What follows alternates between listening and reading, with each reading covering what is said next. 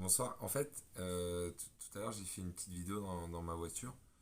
Et en descendant, il m'est arrivé un truc assez dingue. Il faut que je le partage parce que quand je dis assez dingue, c'est vraiment. Bah, c'est une dinguerie, mais vraiment. Donc, il pleuvait des cordes. Je sais pas si ceux qui ont eu la vidéo, il pleuvait vraiment énervé. Et on est sur des petites routes, vraiment des petites routes ghetto des hauteurs de l'île de la Réunion. Et là, il y a un virage comme ça, pam. Putain, je pile parce qu'il y a un mec normal. Enfin, on est à La Réunion, c'est connu, ça tease un peu tout ça. Mais je pense que même pour le niveau d'alcoolisme réunionnais, là on est sur un niveau quand même warrior. Je sais pas si c'était que de l'alcool d'ailleurs. Mais en tout cas, bref, ce mec, il marchait au milieu de la route. Au milieu, mais au milieu, c'est-à-dire central. Hein. Il était tac, en plein milieu. Et il pleuvait des cordes, comme je le disais. Il a t-shirt à l'arrache, plein de terre, pieds nus, normal, on est à la Réunion.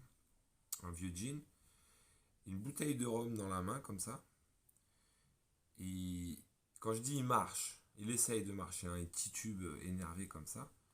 Donc déjà ça c'est pas mal, mais bon ça à la limite ça arrive de temps en temps de voir un mec rebou, enfin qui marche au milieu de la route c'est rare. En France c'est rare.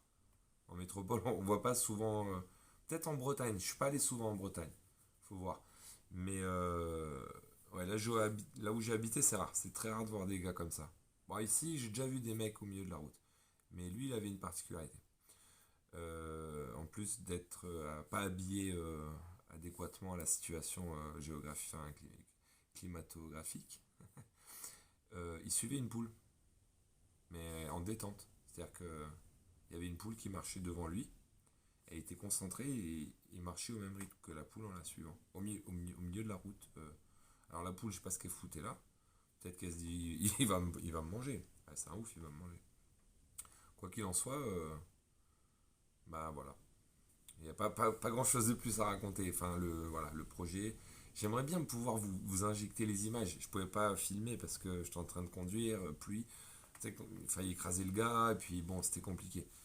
Je me sentais mal de me garer, de sortir, de le filmer comme un crevard, comme ça se fait pas, tu vois. Et puis il pleuvait des cordes, j'avais un peu la flemme. Mais j'aimerais trop pouvoir vous injecter les images parce que c'est pas mal, c'est pas mal.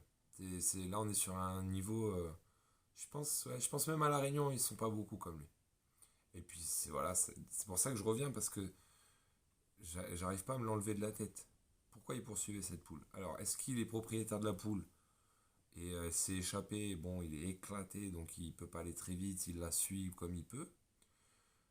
Pourquoi elle s'en va pas d'un coup? Est-ce que c'est le propriétaire? Non. Est-ce qu'il essaie d'aller voler une poule et il est trop bourré, il n'a pas réussi? Ou est-ce que le mec il déambule comme ça naturellement et le hasard fait qu'il y a une poule qui s'est mise devant lui et qui marche aussi au milieu de la pluie sur la route? Voilà pour l'anecdote. J'avais besoin de partager ça avec vous. C'est assez folklore. Voilà. Allez, à plus.